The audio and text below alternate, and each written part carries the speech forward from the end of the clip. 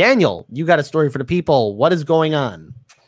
Yeah. So speaking of what I was literally just saying, the very thing I was saying a second ago, literally, about 6.6 million more Americans just filed for unemployment, which brings the main total up to 17 million, which is the highest number since the Great Depression. Wow. And I want to remind everyone that this is about 12 to 13% unemployment that we're talking about, which is unprecedented. And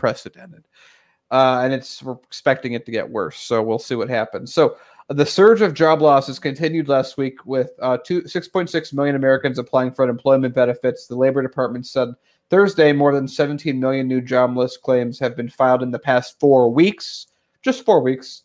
A rapid and unprecedented escalation in unemployment in the United States since the week President Trump declared a national emergency because of the novel coronavirus. Novel, again, just meaning new. Mm-hmm. The 17 million figure includes new reporting from the Labor Department, and even more people filed for unemployment in the prior week, pushing jobless claims up during the week ending March 28th to a record 6.9 million, up from 6.6 million, which was a complete record that we've never done before, and we just beat it. Congratulations, everyone. You get a gold watch, except you don't. The rich got that gold watch already.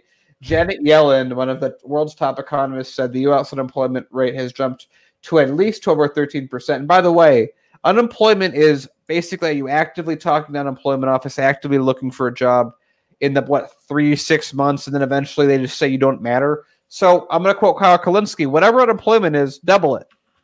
Mm-hmm. So we're talking about 25%. The worst level of joblessness in the nation. That also doesn't involve anyone that's underemployed in this whole thing or on furlough, which I think is one of the most insulting things. Hey, do work, but, jobless. The number has since the Great Depression. It looks like unemployment rate is headed to 15%. Well, that's real optimistic because it's at 13% now. And we've just had 3 weeks of escalating unemployment. So, yeah, 15%, sure, realistic, said the chief financial economist at Mufka Bank. And a note declines. This isn't a recession. It's the Great Depression, too. There's also, again, the time where things can change the most if people are fed up and they don't decide to trust people that are going to lie to them in politics right now. People need to realize politics isn't a luxury. It's a necessity. Yeah. And for the week ending March 28th, California reported 872,000 workers from service industries filed for unemployment. Now, nearly every sector of the economy is shedding workers, including manufacturing, construction, even healthcare facilities outside of hospitals. In Texas, which reported 121,000 new unemployment filings for the week ending in March 28th, jobs were lost in food sector, manufacturing, mining, agriculture, forestry, healthcare, waste management, transportation, and warehousing, among other sectors. Today's report continues to reflect the purposeful sacrifices being made by America's workers and their families to spread the spread of coronavirus. We were talking off camera that if it turns out that coronavirus becomes a worse, a more deadly version of it, 5 or 10%, then everyone that stayed inside these last weeks has just screwed themselves because now they have even less defense against that. And the case of if you have a bad flu, but it's anyway. Labor Secretary said in a statement that the Dow Jones Industrial Average, however, it's not all bad news, just jumped 400 points because the corporations are getting bailed out. So, yay! Investors on Thursday were cheering further government action into combat the economic devastation wrought from the coronavirus. Secretary Steve Mnuchin said that it's possible the nation could reopen for business in May, which I kind of do agree with. I think that there's a trade-off, but I'm getting ahead of myself. I'm not an expert on it either. The stock market surge came after the Federal Reserve unveiled over $2 trillion in new lending to businesses of all sizes, as well as struggling city and state governments. By the way, they were giving businesses $1 trillion a day. So the fact that everyone's excited over $2 trillion is interesting. Okay, so let's look at this issue right now. More people are going to be filing for unemployment, and Daniel has a point. Hey, 13 million. It's going to be probably 25 million, and then it's going to be 50 million.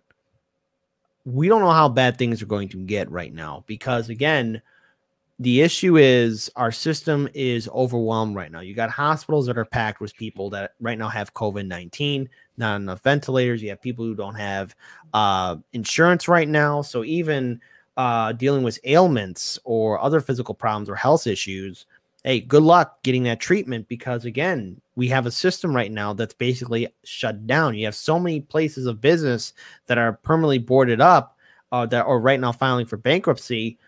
Communities all across this country are going to be forever scarred.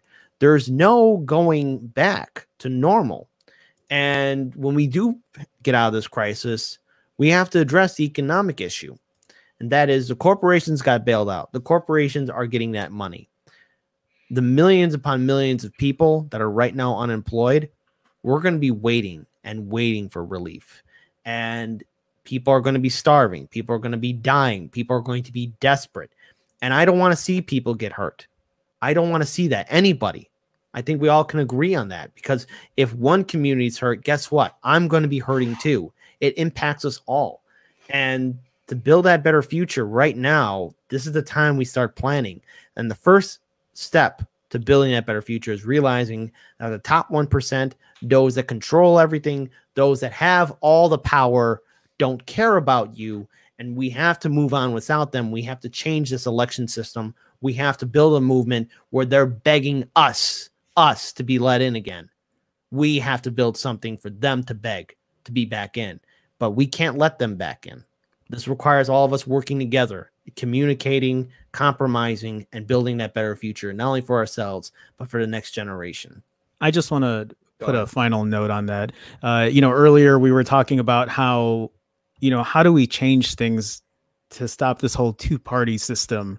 And, Daniel was talking about, sometimes things have to maybe just get really bad before where it's affecting people directly, because, I feel like a lot of people don't vote because, or people who do, it just, sometimes it doesn't, I think for me, at least, I feel like a lot of people who aren't as political, it's because it's not affecting them directly. So for them, it's like, it's the same stuff. It's just different day. Nothing ever changes, blah, blah, blah. But this obviously is going to change a lot of people's lives to the point where, yeah, maybe it's going to take something like this for us to finally wake up and, actually fight to do something in our country, to do the right thing in our country. And all of us deserve dignity and respect. All of us who are working right now. And that includes Democratic voters and Republican voters, libertarians and Greens, socialists, non-voters. No matter what your generation is, we all deserve dignity and respect. And this system that right now is ruling over us, this neoliberal, neoconservative system, it's barbaric. It's inhumane. And we were told this lie that it's always going to work. And if you work hard, you'll be part of it. One little virus brought that all to shambles. One little virus took off the mask of neoliberalism. And I think we're all realizing that this thing doesn't work, which is why we need change, which is why you are that person to bring in change.